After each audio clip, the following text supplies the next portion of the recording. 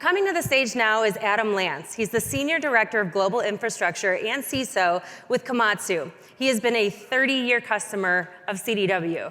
He's going to be joined by Brian Smith. He's the Senior Manager for Customer Success for CDW Managed Services and also a DJ. I think that's awesome. I tried to find an air horn or something that I could, play in the background, but we saved you. So Adam and Brian are going to discuss how Komatsu is leveraging its partnership with CDW to make global workflows more efficient. So welcome, Adam and Brian.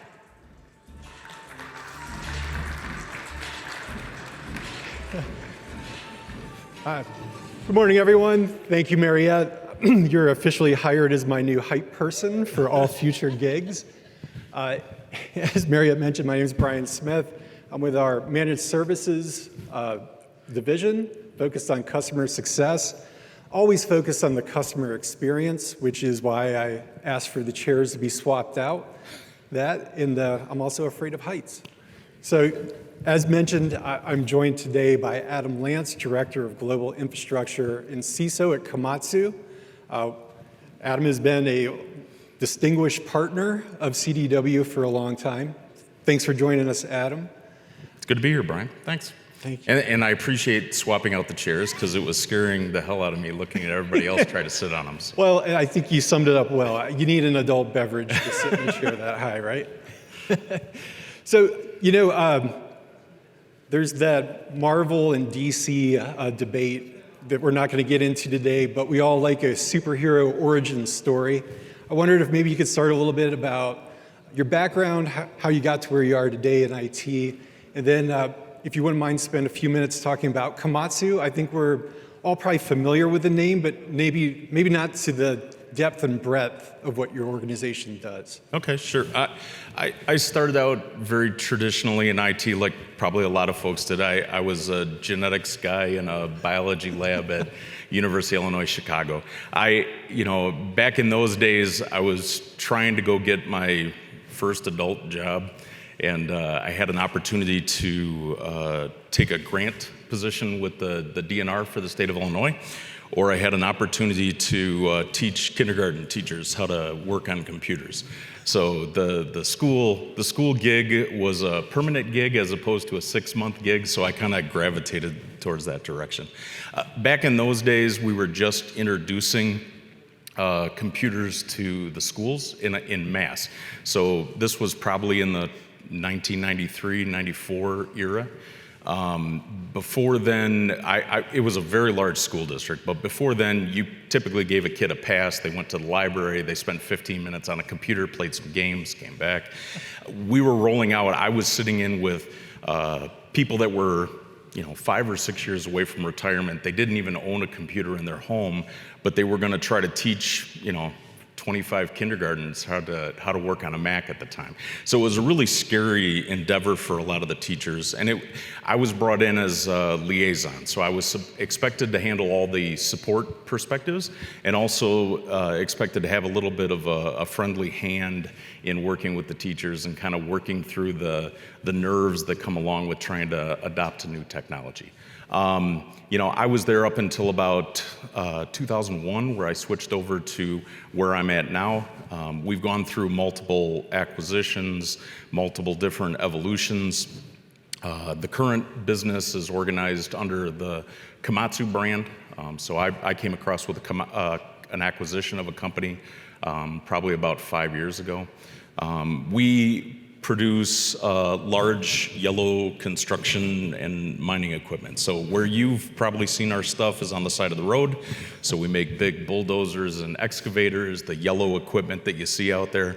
But we also handle a lot of stuff that you might not be aware of. So we're in the mining space. We make machines that actually fold the metal that goes into most of the automobiles. We do lasers. We do all kinds of strange and interesting manufacturing stuff around the world. Yeah, y'all are huge. Yeah, we're a big company. And in all fairness, Komatsu is still evolving as an organization. When I started with the company, the American subsidiary that I'm a part of was a independent U.S. publicly traded company. So we were very similar to a lot of U.S.-based companies. We were global in nature, but we were very much an IT enterprise. So we made decisions in one location. We spread out support.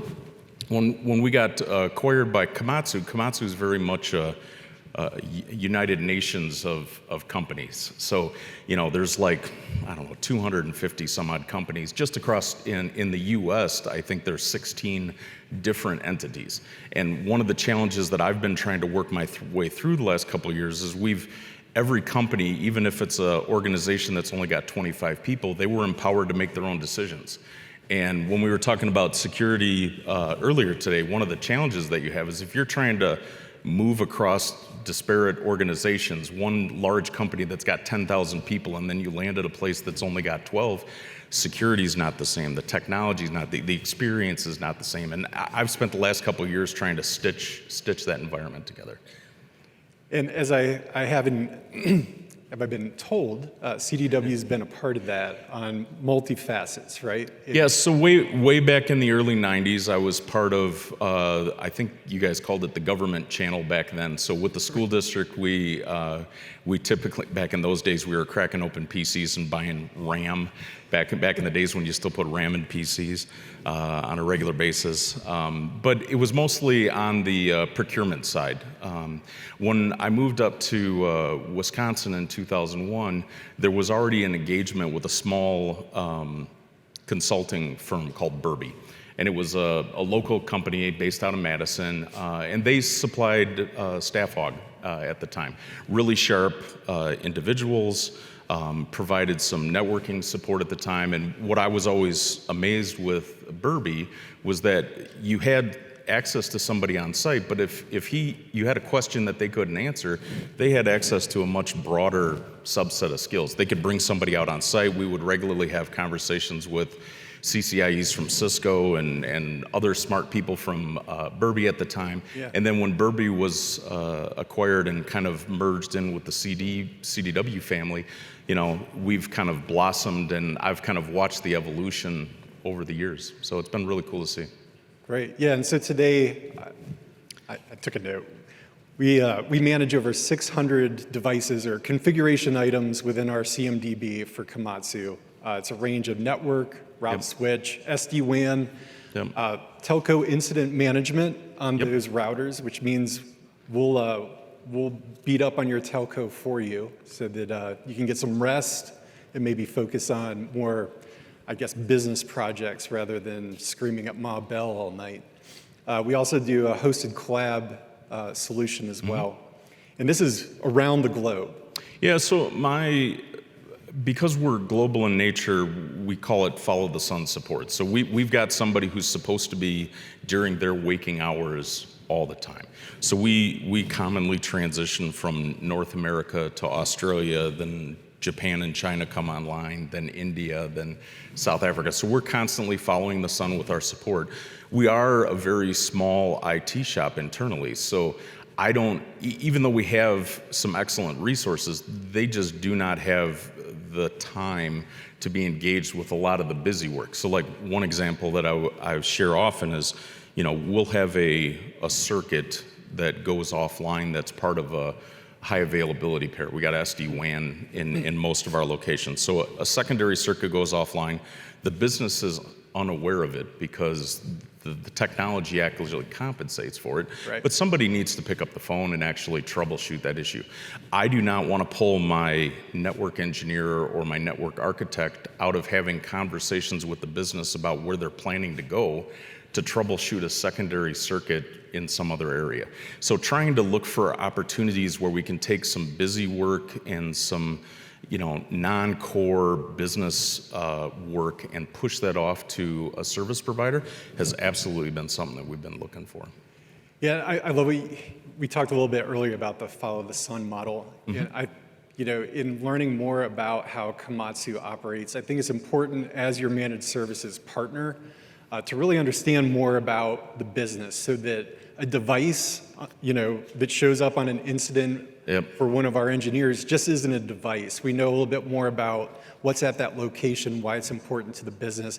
It puts a little bit more onus on us than just seeing the name of a device that's maybe hard down. Yeah, so in my world, I've got a couple different tiers of criticality for sites. I've got absolutely critical core locations, and I think there's about a dozen of those locations around the world. And then we have some kind of a second tier regional hub location that's probably about 15 to 20 locations. And then the balance of that, besides that, are very small locations. So one example that I'll throw at you, we have an office in Eagle Pass, Texas, where we have salespeople who show up on Friday afternoon to process their orders and to push stuff through their expense report system.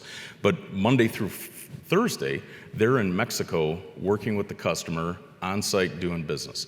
So while the site in Eagle Pass is an important site, you got to keep in context that there's two guys that roll in there on Friday afternoons and they want to do their expense report. That's a very different experience than our office in Salt Lake City that's got a line of customers wanting to buy parts, or a manufacturing facility that's trying to run 24/7. Yeah. Yeah, and in our CMDB and our ticketing system, your primary sites, we check a box that says it's business critical. Yep. So if that comes in as a P1, there's a whole different process that we follow where we engage what we call a major incident manager. We're spinning up a bridge or whatever our customer is asking of us for that like hard down process. Sure. So a little bit different actions based on how you're engaging us and telling us what's most important. Yeah, the biggest thing that I tell my team is I want to make sure that when you come rolling into the office or you get out of bed, you check your emails on your phone. I don't see the last 5 hours where people in the business have been complaining about performance issues or a connectivity issue, only to learn that all of my people have been sleeping all night, which I want them to sleep. I want them to have a good work balance, but that's where I'm expecting a partner to pick up that slack. Yeah, we want you all to sleep too. Yeah. We talked a little bit earlier about some upcoming opportunities, and I think in a true good partnership, we push one another, right? And I think that's where our managed services practice excels a little bit more as a boutique service. You've come to us with some very specific business challenges, and we're trying to raise the occasion. I know we're going to maybe delve into this language. What would you call it? Well, I mean, I think we've referred to it as a language, like a transcription service or whatever. I mean, right. the reality is, we're not bound by the global nature of our business does not tie us to a specific language. We support 16 languages internally within Komatsu, and that's just a subset of the broader Komatsu group. So it's very complicated. Ideally, I would have somebody in Brazil that has an issue and they have somebody that they can call at the beginning of their day, which is 2.5, 3 hours before any of my people come into the office. So give them somebody that they can talk to in Portuguese. And the reality is maybe they, you guys as your partner need to be able to reach out to somebody in either Japan or South Africa. And you will need to be able to accept calls in one language and maybe communicate responses in a different language. I don't have the skill sets internally to handle that effectively. And it's been a challenge that we've been working through, but just to see that CDW recognizes that as a challenge that I'm struggling with as a business and trying to put creative plans in place to try to solve that's excellent. Yeah, I'm excited to see the outcome there. Yeah, for sure. Since the pandemic, have there been any unexpected ways this partnership has allowed Komatsu to achieve specific business outcomes? I know, talking earlier, the pandemic was a little different for a company like yours than one that just sent everybody home, right? Yeah, we were pretty well positioned for the pandemic. I mean, we had all the tooling in place. We were a very mobile organization prior to the pandemic. So we had a subset of our users that were like, this isn't a big deal. I normally work out of hotels or airports anyways. But we did have to scale up, and that was one of the challenges for us. So I know we partnered with CDW to try to scale up some of our licensing on our VPNs and some of our endpoint licensing. We were able to respond to that very quickly and get things up and running. One of the things that probably changed during the pandemic is the big shift towards Microsoft Teams. I'm sure a lot of folks will recognize this. There was really kind of a gravitational pull towards a specific tool. We had used Cisco WebEx and Skype for Business and Link and all kinds of stuff. But I think moving into the pandemic really forced a lot of people who were resistant to some of those kind of tools to all of a sudden adapt to them. So we had a lot of people who were trying to shift and move around. One of the things that we got a lot of benefit for with the partnership with CDW is being able to transition people from having a telephone hosted in a Cisco world to be able to transition that same direct-in number over to a Teams world. So from an end user's perspective, they had choice between which tool that they used, but they could still hand out the same phone number to their customer base. So it was seamless for them. They had options. And from our perspective, it was more of a task item that we could push off to CDW to handle. Nice. We have a lot of executives in the room. I was curious, when you hear quarterly business review, executive business review, strategic review, did the eyes roll up in the back of the head? Do you go into a fetal position, or do you stiff arm? Right? Stiff arm, right? I know we do this for a lot of our strategic customers. I think we just did one for y'all recently. I'm curious, what are the benefits that you see in a review like that? Well, I think the biggest benefit that I get out of it is that very clear and direct time that you can talk about the issues at hand. We do not have a lot of challenges internally. I mean, that certainly the language thing is something that we're working on right now, but we don't have a lot of issues. And I think that goes to the fact that we're in regular communication. So the QBR is kind of a touch point that we pull people into the conversation that are not regularly part of the weekly conversations within the technical folks. I don't see those as sales conversations. They're typically more focused on some of the new technologies and the new shifts that are going on with the CDW world. One of the things that I always find interesting is you guys are evolving as a business so much that you almost need to have a decoder ring to find out what the latest flavor is. And that's a good thing. But I need to have some elevated awareness because, the team that I have that's regularly engaged with you guys have their blinders on, and they're very much focused on network and connectivity or servers or security. They're not necessarily taking a step back and talking about supply chain risk assessments and, PCI compliance auditing and all those other things that factor in. And CDW, quite frankly, isn't always the first name that pops to mind when we start talking about some of those other things. Yeah, I know we're trying to get a little better about talking about roadmaps, showing what we're working on, what we're seeing in other segmentations or organizations of similar size or scope, and kind of bringing those talk points or ideas to our business reviews as well.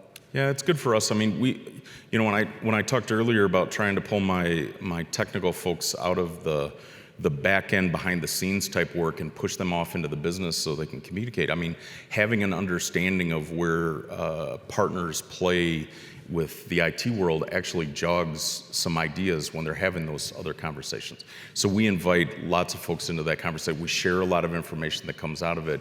And when we're sitting down and talking with one of our business units about where they're trying to go, we can start marrying together those roadmaps so hopefully we all end up in the same place. Strategic alignment. Yep. Yeah, I love it. I'm not sure who else in the room is either with an MSP or is considering one. Anything you've learned along the way with our history and our partnership? Anything you call out? Be honest too. Yeah, no, I mean, I've had multiple different companies that I've gotten involved with. Not all of them have been great. In fact, we've walked away from several. I'm not going to call out any names, but I think probably the biggest thing is look for a partner that's open and honest with you, and they're not trying to sell you a bill of goods. I mean, like, tell me what you do really well, and tell me some of those areas that you don't really shine in. That's okay. I mean, one of the examples I think we were talking about this morning is I know CDW is a very large Microsoft skill set. I don't use the relationship that way yet. It may change in the future, but I've never felt any pressure. I've certainly never had any conversations that have felt like a sales experience, which has been great. I can't say that's the same experience I have with other groups. Yeah. This is the largest company I've ever worked for in my 20 plus years in IT, and the managed services group still feels like a small company within a company. I've never worked with a more dedicated group that are willing to just roll up their sleeves and do what's right for the customer. It might be out of scope, it might not be what we're signed up to do, but we find a way to help solve whatever those challenges are at hand. Yeah, I think we were talking about it the last couple of days, that one of the things that I find very interesting about CDW is you've been able to hold on to people over many years. There's people that I worked with in 2000 and 2001 that I don't work with anymore, but I still see them within the CDW world. They've moved around just like I have within IT. And it speaks volumes, the fact that there's probably a half a dozen or more people that I work with over the years that I still see in various roles. Yeah, that's cool. It is cool. Well, Adam, any parting words for us? Any parting words? I